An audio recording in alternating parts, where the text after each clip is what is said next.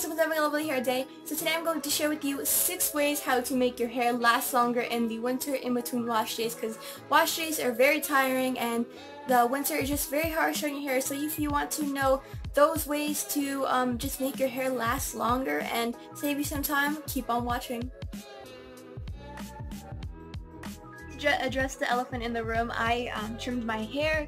What do you guys think of it? Comment down below what you guys think of it. But I trimmed my hair because it was like almost 7 months since I actually big chopped, and I just needed, it was a well needed trim. And just remember guys to trim your hair, because I have noticed a big difference in the softness and how well my hair retains moisture. So be sure to cut your ends. Do not hang on to those dead ends from straightening or relaxing, because they're not going to benefit your hair. Your hair will just break off, and it will just break off until the root, and then you'll have no hair. So then you'll just be regretting that you didn't cut your hair. Okay, so the first tip I'm going to share with you guys is to deep condition more often, or if you don't currently deep condition, please deep condition. Deep conditioning is very important. I deep condition once a week, but if I notice that my hair is really dry or it's just drier than normal, I will deep condition twice a week. If you have a protein sensitivity, you may want to steer off from the deep conditioners that claim to strengthen your hair or restore it, because that most likely means that it has protein in it, because protein just strengthens your hair. But if it claims to do stuff like help with frizz or what else, moisturize your hair, then it is definitely a moisturizing deep conditioner. So deep conditioning is really important in your regimen, like I said. And if you're having trouble with dryness in the winter, or your hair is just acting weird, deep condition more. Like if you deep condition once, deep condition again if you still notice that your hair is getting drier. And just make sure not to deep condition too much, because then you will your hair will just get over moisturized. So you really want to balance the protein and moisture in your hair. Tip I have for you guys is to refresh more in between wash days. Now before I trimmed my hair a little bit, I had to refresh daily, but I can get away with refreshing every other day now, just because my hair isn't as dry as before.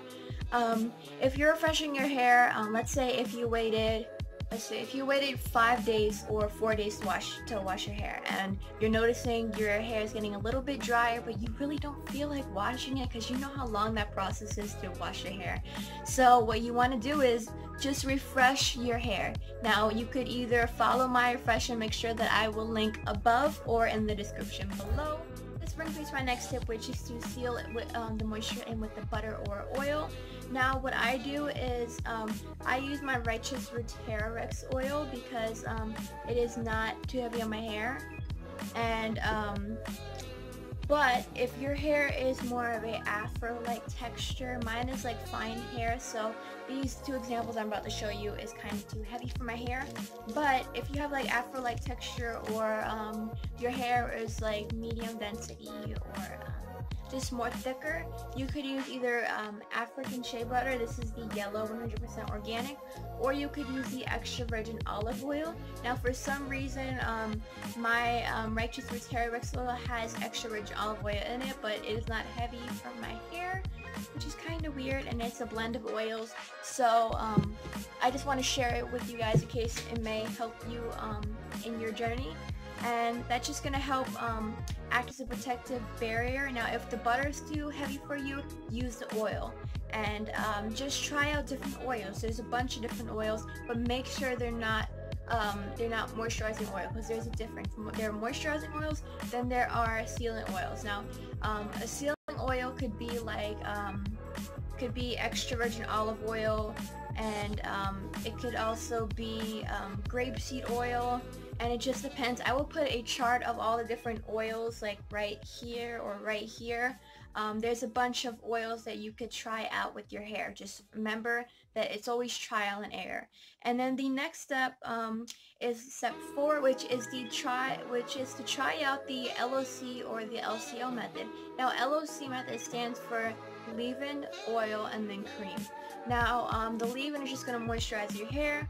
the oil is gonna kind of seal in that moisture, and then you could use a heavier cream in the winter to act as like a protective kind of barrier of the oil and the leave-in. Or you can try the LCO method, which is the leave-in, cream, and then oil. So the leave-in just going to moisturize your hair, like I said, and then the cream is just going to kind of act as a barrier from the leave-in conditioner, leaving the moisturizer. Leaving the moisture from your hair.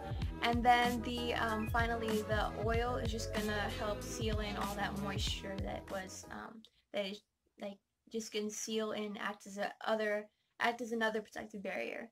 So personally, I use the LCO method because it just works better for my hair, but your hair may like the LOC method. It just depends. I've tried the LOC method and it just doesn't work for my hair.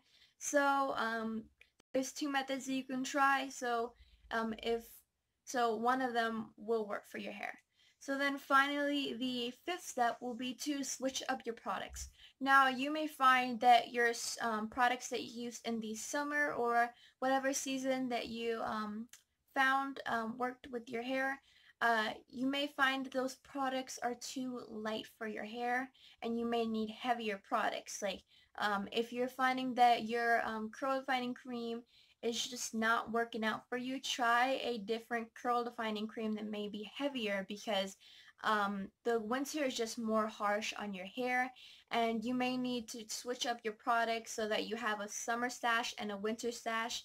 And personally, that doesn't really matter with my hair. I could still use the products that I use in the summer, in the winter, and it will still work for my hair. But you may find that the summer products that you have used are just not working out, and you gotta find a different curl defining cream or whatever combo that you like. Okay, so the sixth and final step that I forgot to mention is to line your hats with satin or silk. So for example, I gifted my mom a baseball cap with inside it was lined with satin, and I just did that by following a tutorial that I found on YouTube. It is a very easy tutorial. It just uses like fabric glue, pins, and whatever kind of hat you're lining. In the video that I'm going to link down below, it is a tutorial of how to line like kind of beanies, which is what you're going to use most likely in the winter to keep warm rather than a baseball cap.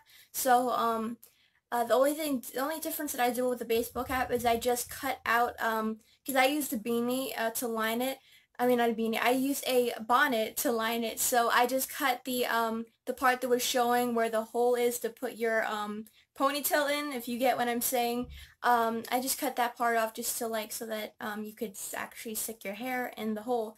So but most likely you're not going to be using a baseball cap to keep warm, because those aren't warm. You're just going to be using a beanie. So the video that I'm going to link down below in the description is very helpful with those kind of things, and it is just going to help prevent breakage and make your hair last longer rather than just getting a hat head from just putting that wool and very rough fabric on your hair. So be sure to do that when you want to stay warm in the winter. So here I'm just going to show you an alternative way instead of using all the fabric glue and doing that way. So first I'm going to grab my satin bonnet and I'm going to put it over my head, and I got it in a giveaway. I'm guessing it was from Sally's. And then I'm going to get my beanie and I'm going to put it over the bonnet, and then I'm going to tuck the bonnet underneath the beanie just to make sure that the bonnet is not showing. And then it looks presentable and it looks cute so that your hair is still protected while you look cute.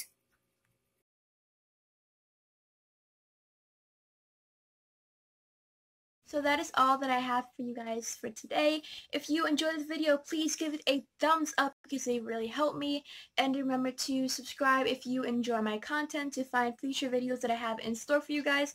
And comment down below any tips that you guys have for any other curly girls that I did not mention in this video, and to see if maybe it'll help another curly girl on her journey.